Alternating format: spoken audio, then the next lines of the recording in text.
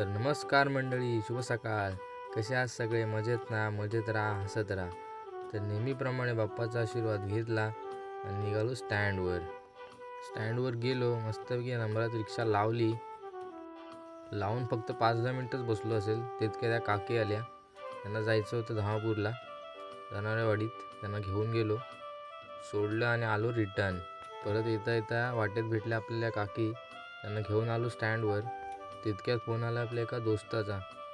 त्याच्या आईला घेऊन जायचं होतं, थोडं आधार कार्डचं काम होतं. त्यांना घेऊन गेलो असुर्ड्यात.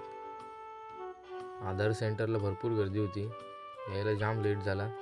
त्यांना सोडलं आणि डायरेक्ट आलो घरी.